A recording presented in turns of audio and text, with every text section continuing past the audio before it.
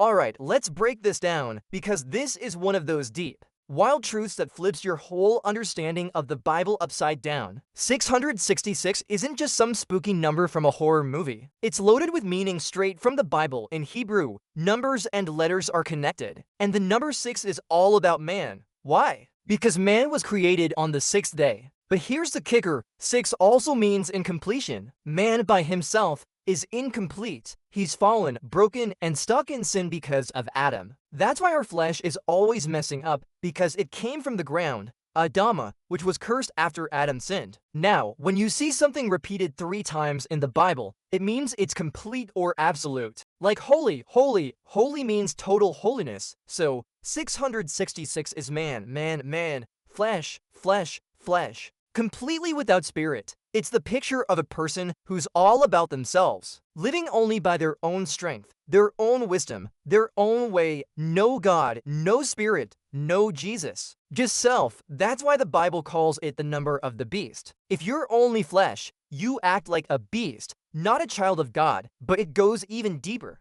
Satan's trick isn't to get you to worship him directly. He wants you to stand in the place of God, Jesus, and the Holy Spirit in your own life. So 666 means man stands in the place of God, judging good and evil for himself, being his own authority. Man stands in the place of Jesus, trying to save himself by his own good works, instead of trusting in Jesus' sacrifice. Man stands in the place of the Holy Spirit, leading his own life, refusing to be guided by God's Spirit. That's the unholy trinity, man, man, man. That's what 666 is all about. It's the ultimate picture of rebellion and spiritual emptiness, man without God, trying to be his own God, savior, and guide. And that, my friend, is why it's called the mark of the beast. Narito ang karunungan. Hayaan ang may pagkaunawa na bilangin ang bilang ng halimaw, sapagkat ito ay bilang ng isang tao, at ang kanyang bilang ay 666.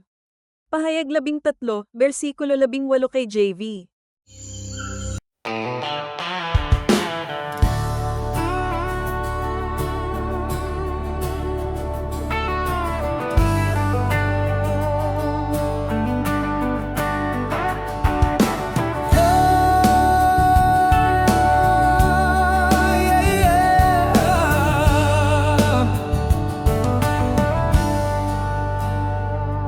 Ang anim ay hindi lang basta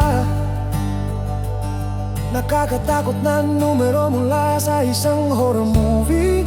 Ito ay puno ng kahulugan mula mismo sa pitsa.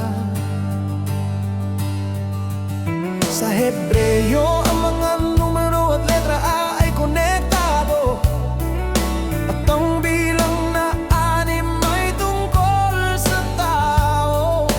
Bakit? Dahil ang tao ay nilikha sa ika-6 na araw. Pero heto ang nakagulat, ang 6 ay nangangahulugang hindi kumpleto rin ang tao sa kanyang sarili. Ay hindi kumpleto, siya'y nahulog, wasak at nakalugmok sa kasalanan. Dahil kaya palaging nagkakamali ang ating laman, dahil ito ay nagmula sa lupa at tama na isinumpa. Pagkatapos magkasala si Adan, ngayon kapag may makita kang inulit ng 3 beses sa Biblia, ibig sabihin nito ay kumpleto o ganap.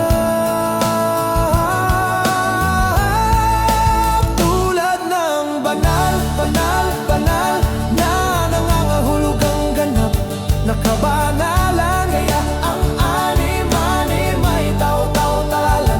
Kaya ang 6 ay tao-tao-tao laman.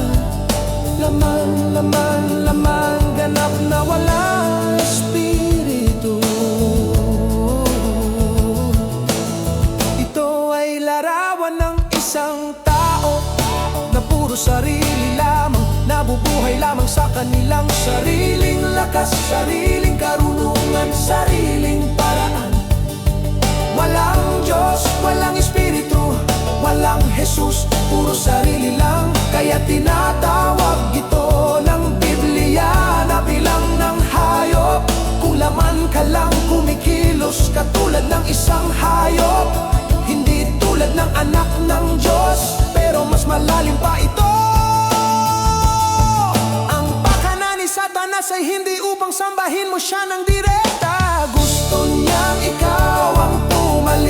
Diyos kay Jesus at sa banal na Espiritu sa iyong sariling buhay.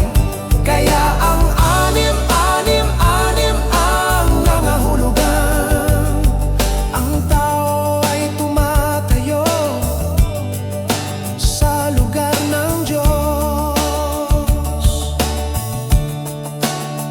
Hinuhusgahan ang mabuti at masama para sa kanyang sarili. Nagiging sariling autoridad ang tao ay pumapalit.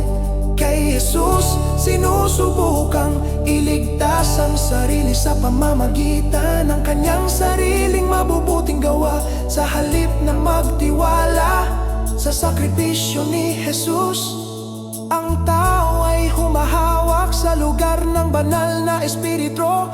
Pinamumunuan ang kanyang sariling buhay, tumatangging magpatnubay sa Espiritu ng Diyos. Iyan ang hindi banal na Trinidad. Tao, tao, tao, iyan ang tungkol sa anim. Ito ang pinakapayak na larawan ng rebelyon at espiritual na kawalan. Tao lang Diyos, sinusubukang maging sarili niyang Diyos, tagapagligtas at gabay. At iyan, kaibigan ko, kung bakit ito tinatawag na tatak ng halimaw.